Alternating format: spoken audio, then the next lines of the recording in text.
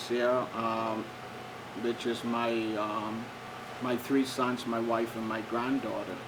We was here, and one of the windows in the house got burst out after about half an hour of the hurricane, and we were trying to fix that window, which is in the other side of the house, me and my other two sons. Then from then, the wind just started howling and blowing, bust the glass.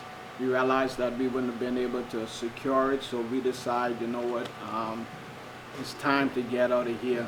But before I could move in my bedroom, my wife came and told me the windows in the bedroom bust out also. And the pressure just was moving the windows of the house like they were not even concrete around them. They just was moving out of the house, and windows were busting. It was scary to my granddaughter. She started to panic. And so my wife couldn't panic so she could bring peace to her, because she started hollering, "Grammy, it's time to go, let's go, let's go, let's go." But we decided from here the best thing to do, because this house was compromised, because the windows started bursting off, the roof started just peeling off, you know, just like you peel an orange. Yes, I never seen nothing like this in all my life. And I've been through so much hurricanes. But I want to inject something in there. In the midst of, I think, all of what took place, the Lord wants me and others some way, somehow, to cause the world to see Him in places of this hurricane. The moment we decide to leave here to go to the church, I opened the door for my father, who's on dialysis and also blind, and my mother has a touch of dementia. You know, so all of that I'm dealing with at the same time. You know, and they rushed there, and when they came and we went to the door to open the door, I pushed the door, and the wind pushed the door back. It's healed now, but it sliced my two fingers open. I mean, right open to the bone. And when they came inside, you couldn't see outside. Like where you standing out there, you can see beyond them in the hurricane. But the moment we decide to leave here, the wind died right down to storm force wind for us to go. We thought it was the eye of the storm, but it wasn't the eye. The Lord calmed the storm, because when my mother those came in the van here, they say they almost didn't make it because the wind picked up the van and threw it through the side of the bush. And when they came out the bush, threw it on the next side. But anyhow, we got in the van. I jumped in my car. They went in the van. We went to the church. When I got to the church, the shelter, which was the school, the roof peeled off the school. And so you had hundreds of people just dispersing and running in all directions to find somewhere for shelter again.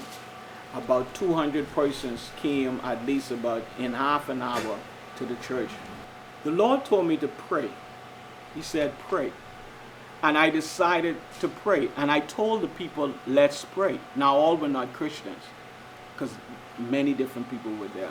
I said, the Lord said, let's pray. Nobody paid me no mind. And then I asked them again. I said, the Lord said to let's pray. Before that door, which is on the east side of my church, a double door, before that door, pull out of the church. When I fixed my hand like this to pray, the door vanished.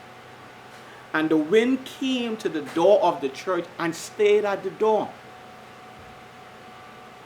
These things that other people can testify of, it's almost like the wind stayed there and say, you know God got yours.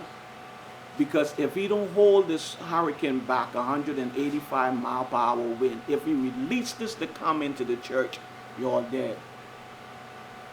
Everybody who I asked to pray who didn't pray started to pray. When I came into the main sanctuary, because it was in the middle of the hurricane, it was day, but it was kind of a dark. I had the light in my hand, and when I came in the sanctuary, I was shining to make sure I don't step on nobody.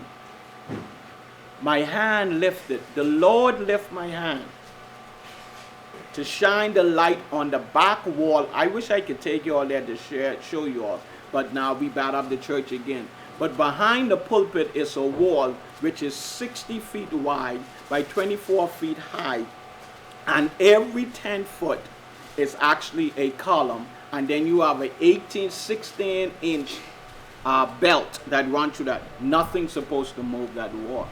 The light went up and shined on the wall. Believe it or not. Where my hand stopped when I looked, the wall was breathing. The wall was bending.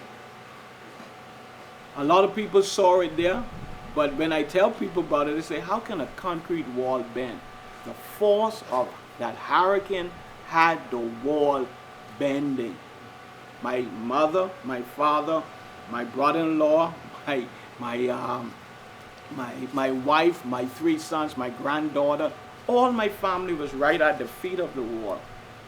Somehow, something happened where all of them had something to do. God is so faithful.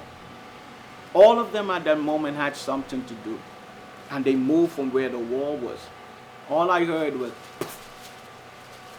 but a 2-inch hole came in the wall. I said, I think y'all need to move faster. Y'all need to move. This wall, something's happening here. All I heard was, and it opened up at least about 2 to 3 feet. All I could have done was holler, run, run. And everybody started to run. From the pulpit of the church now to the lobby part of the church, we were running. And if you go in the church, you will see the 8-inch width blocks, the concrete blocks. They were flying. When I said run, the wall just bust within about 6 seconds. That old wall was flying behind our head and flying past us. Cinder blocks was flying behind us. I turned to look to see where my wife was, and I got slapped in my face with the plaster that goes on the wall. She got hit in the back of her head with a piece of block. My other son got hit in his head in the back of his head with a block. Before we can get to the door, what was on the outside of the church, the 185-mile-per-hour wind, was now in the church. It picked all of us up and threw us.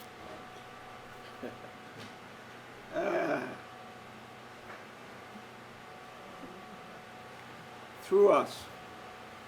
It threw my granddaughter out of the church into the lobby up against the wall.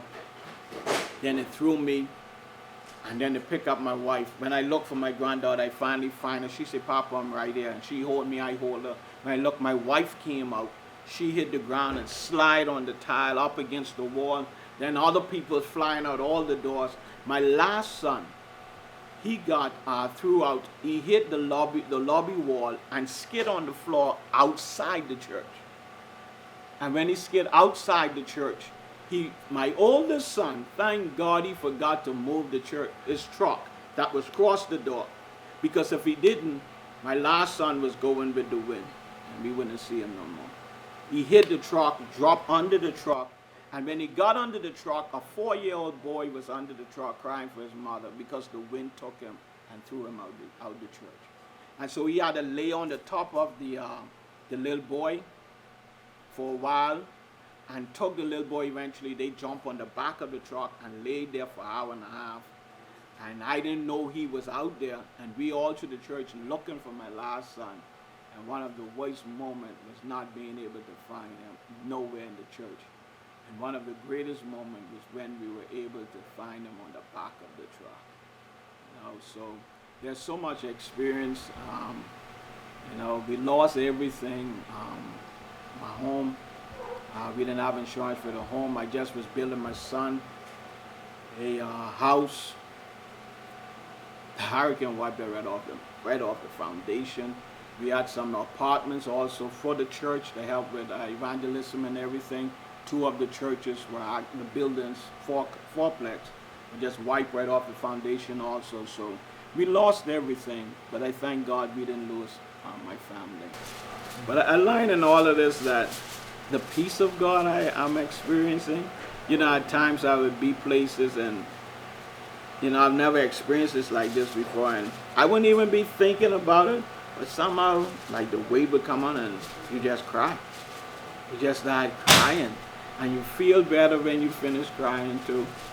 But then you sit down sometime and You say, God, only you can do this.